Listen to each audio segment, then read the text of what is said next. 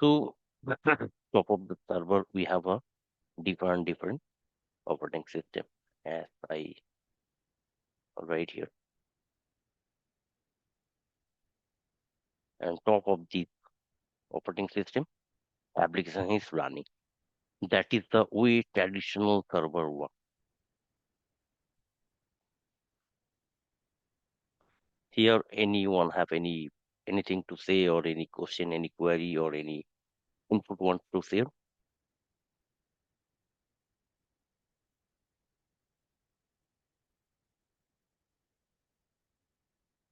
No, sir, no doubt. Right.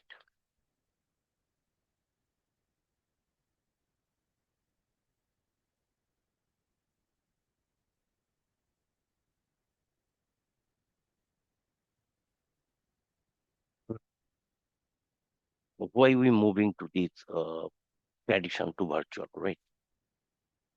Traditional, then the CNF that you were talking, someone of you working on the banking sector, means containerization or container that not come. Before that, the virtualization or VM come into the industry. So why that changes? Why the changes were required? Any one of you can come and tell me.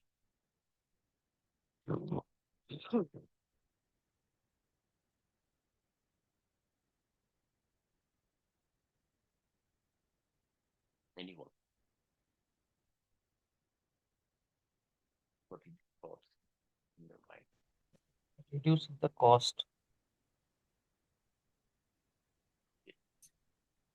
No, great. Anyone? I need more points because I know many of you have the idea. And number of hardware may be reduced. Also scalability. Like when the server needed, we can scale up, and when it's not needed, we can scale down.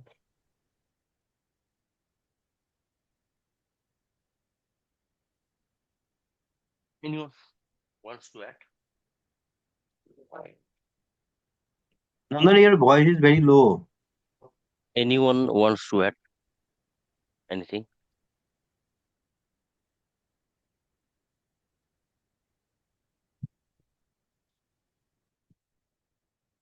Anyone wants to add anything? Amit, your input?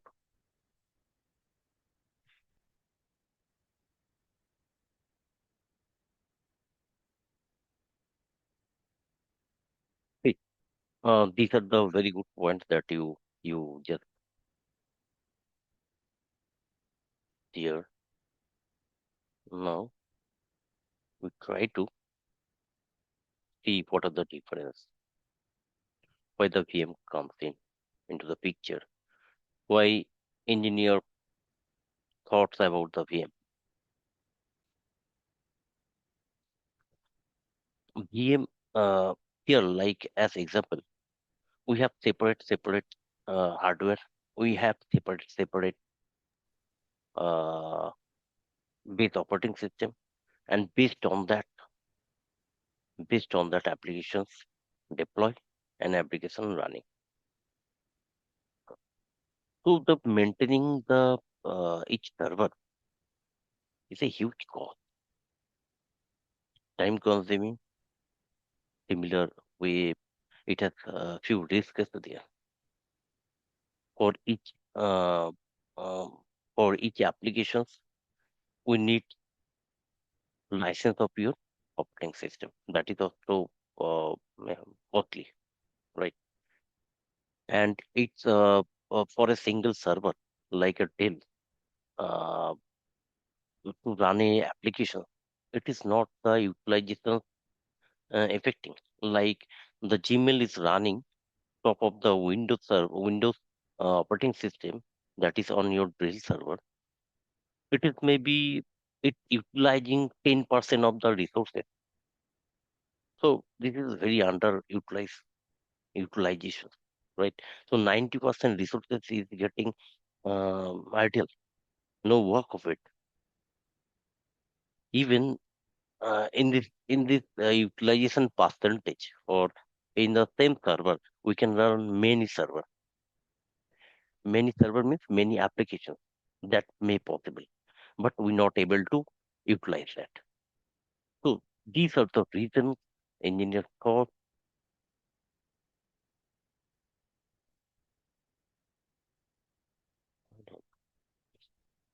These are the reasons that engineers thought that they would come up for using these utilizations, using these resource. They can run with other applications. So that's where the thoughts come. Now we'll talk about the virtual machines, how the virtual machines work, how its infrastructure looks like, and what are the exact benefits we will get from there. For the virtual machines, basically considering a single server, single hardware entity.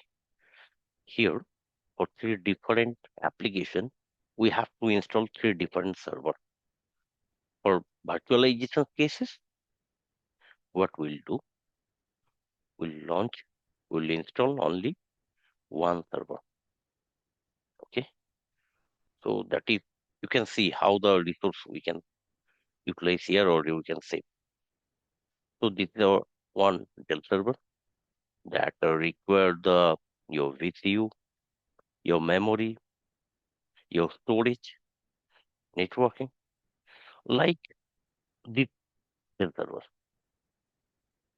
Now, top of that, what we'll do? Anybody, any idea? Top of this hardware, what we'll do? That like we have installed the hardware. Then what thing we should do here? Operating system is required. Hypervisor. Operating system. Very good. Hypervisor. Okay.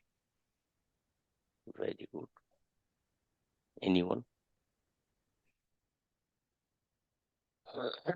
Anyone? What do you know by the hypervisor? Anything that coming into your mind, or you heard anywhere, you listen anywhere that you can take.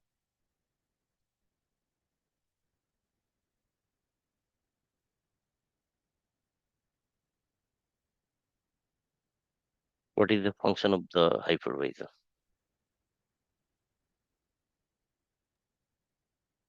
Hypervisor is a technology that made physical hardware to multiple logical hardware,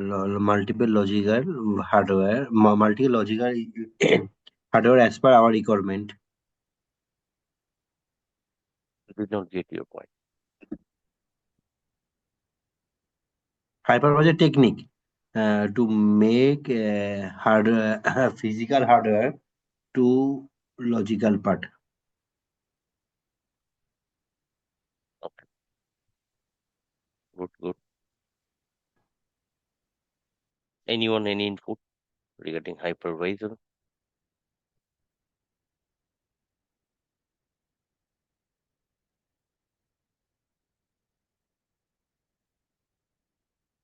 Anyone? See, you both are correct in a different way, because yeah, we need a host operating system, that is correct, and also we need a hypervisor, that is also correct. So both the things we require. Now, before complete, or before discussion infrastructure, I want to say two lines about the hypervisor.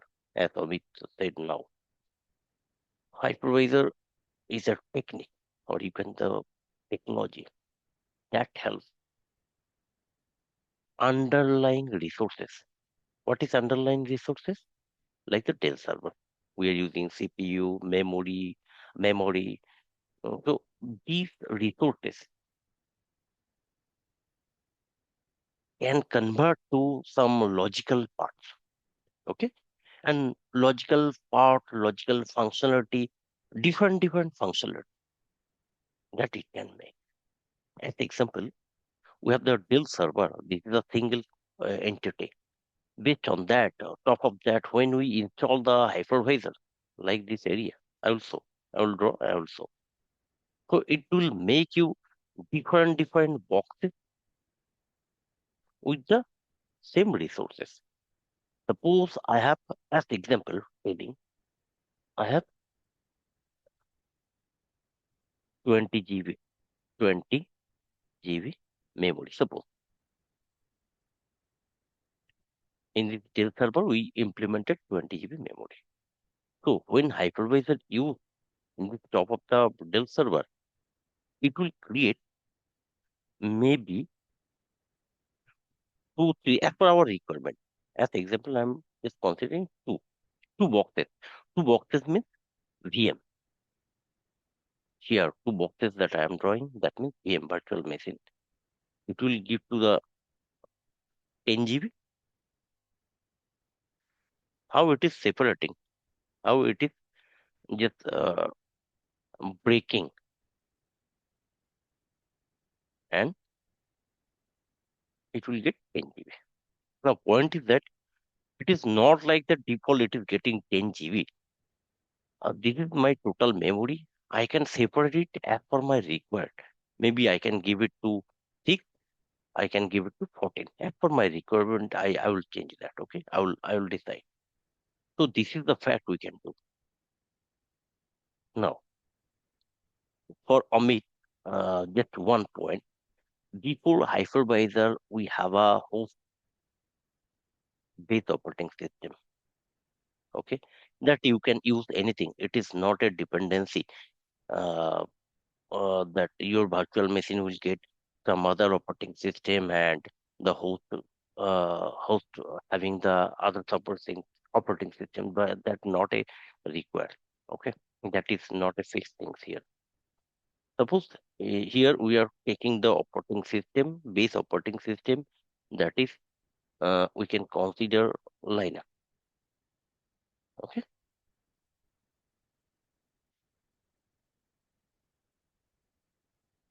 fine. Top of that we have a hypervisor. That is actually your actual infrastructure of your virtual machine. How the virtual machines having the different layer to create the application or to run the applications. Here we have hypervisor. Regarding hypervisor, if anyone having any point or any doubt, please tell me regarding the hypervisor. If anyone having any doubt, please let me know.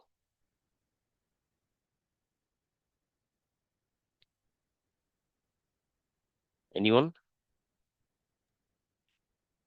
Yeah, so hypervisor is not an OS. Can we call hypervisor as an OS operating No, system? no, not Okay. actually. What is the purpose of the operating system? Just tell me. Operating system is a user interface of a particular system. You but so it basically help to interact with the system, your hardware. Yeah. Yeah. So this is the interface, you are correct. Hypervisor you also consider as an interface, but it functionality and the principle are different. As example, again I am telling the fact. Hypervisor using underlying resources. What is underlying resources? Dell your underlying resources. What have the Dells here? Dell has some hardware. What are the things? CPU, memory, storage, and maybe some NIC card, network interface card, right? So these are the your infrastructure. These are the hardware part. So what hypervisor helping us here? What hypervisor helping us here is taking these resources like the CPU, memory, storage, these resources, and it's making some different boxes. That is called virtual machines. Just consider here CPU, vCPU, vCPU. It is considered